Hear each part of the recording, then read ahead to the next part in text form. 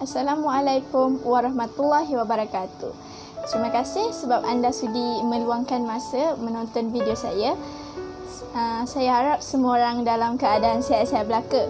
Jadi hari ini saya nak berkongsi sedikit mengenai tanda Allah sayang pada kita. Sebagai seorang manusia, kita tak pernah lari daripada mempersoalkan mempersoalkan ujian kita. Kenapa aku hidup susah? Kenapa aku tak mewah? Kenapa aku menghadapi semua ujian ni? Kenapa bukan orang lain? Allah ni tak sayang aku ke? Sekiranya kemewahan ini dijadikan sebagai satu ukur laras menentukan Allah tu sayang pada kita, nampak sangatlah yang kasih sayang Allah tu terlalu murah, bukan? Jadi tanda Allah sayang pada kita ni bukan dengan memberikan kekayaan, bukan dengan memberikan kemewahan, kemasyhuran, tahta, kuasa. Sebab apa? Sebab tahta, kemasyhuran, kecantikan semua orang dapat. Orang Muslim dapat, orang Islam dapat, orang bukan Islam pun dapat. Masing-masing dapat. Tanda Allah sayang kita tu, Allah akan memberikan kita agama. Bagaimana dengan memudahkan anggota badan kita, untuk memudahkan anggota badan kita, hati kita, jiwa kita, untuk kita menyembah dan memuji Allah Subhanahu Wa Taala. Jadi bila Allah meringankan tubuh badan kita, lagi mudah untuk kita melakukan kebaikan. Kan? Rasulullah SAW pernah bersabda, katanya barang siapa yang Allah mahukan kebaikan, Allah akan berikan dia fahaman agama. Jadi dalam kita peroleh pelbagai bentuk ujian, jadi ujian itu sedikit sebanyak akan membantu kita untuk mendekati agama. Jadi antara ujian-ujian yang Allah akan berikan kepada seorang hamba itu sebagai tanda Allah sayang pada dia adalah dengan diberikan ujian rasa kesedihan. Sebab bila kita rasa sedih, kita akan mula untuk menangis, merintih, kita akan sujud kepada Allah Subhanahu Wa Taala. Sebaik-baik tempat kita mengadu adalah pada Allah Subhanahu Wa Taala, bukan pada kawan-kawan kita, pasangan kita. Sebab manusia sekali, dua kali bolehlah, tapi bila dah banyak kali, dia akan mula rasa bosan dengan kita. Tapi Allah tak pernah rasa bosan dengan kita. Dia suka lagi bila kita selalu meminta pada dia, selalu bercerita mengenai masalah kita pada dia.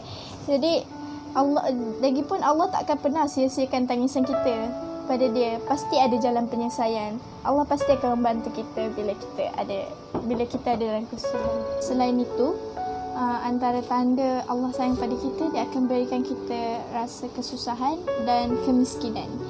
Apabila kita dalam keadaan susah, kita akan mula untuk sedar bahawa tempat mengadu hanyalah pada Allah yang satu. Malah apabila kita berada dalam situasi kehilangan seseorang, itu juga merupakan salah satu tanda Allah sayang pada kita. Di mana kita semua sememangnya harus tahu bahawa manusia ni setiap orang yang hadir dalam hidup kita ni hanya bersifat sementara. Tak ada yang kekal. Pasti ada datang dan pasti ada yang pergi. Jadi seperti yang kita tahu, ada juga setengah daripada kalangan kita yang kehilangan ibu bapa, dan ada yang tak pernah langsung lihat ibu bapanya sejak dia lahir lagi. Allah tak akan pernah menguji seseorang itu di luar kemampuannya. Pasti ada hikmah di sebalik apa yang berlaku pada kita. Dan Allah pun tak pernah kejam pada kita. Allah tak pernah kejam pada kita. Yang sebaliknya kita yang selalu mempersoalkan apa yang ujian yang kita dapat tu. Kita tak pernah menganggap benda tu ada hikmah di sebaliknya. Sebab itulah kita kena bersangka baik dengan Allah. Kita kena bersangka baik dengan setiap ujian yang kita terima. Kalau kita tak diuji, kita akan jadi seperti Firaun. Siapa tak kenal Firaun? 300 tahun hidup, tak pernah rasa sakit, bala tentera yang ramai, hidup dalam kemewahan, malah mempunyai hamba yang ramai.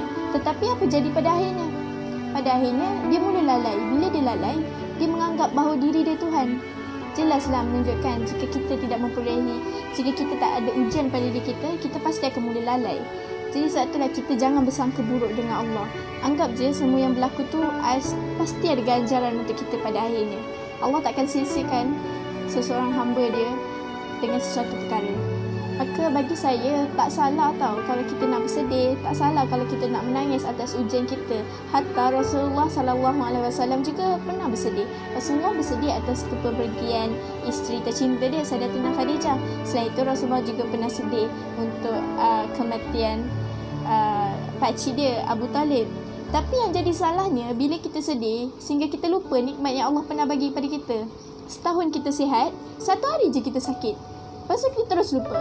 5 tahun kita hidup dalam kemewahan, serba-serbi cukup. 1 bulan bila kita rasa dalam susah, kita mula bersoalkan. Kita mula terus lupa dengan nikmat yang Allah berikan. Itu yang salahnya. Akhir kata saya, cuba ikhlas. Cuba ikhlaskan dan redha dengan apa segala ujian yang kita terima. Allah uji, pasti dia tahu yang kita mampu atas ujian yang diberikan. Jadi jangan kita juga bersangka buruk dengan Allah, sebab ujian, ingat, ujian tu tanda Allah sayang kita. Tanda Allah nak kita dekat dengan dia. InsyaAllah sedikit sebanyak dengan adanya ujian, ia dapat meningkatkan keimanan kita kepada Allah SWT. Terima kasih.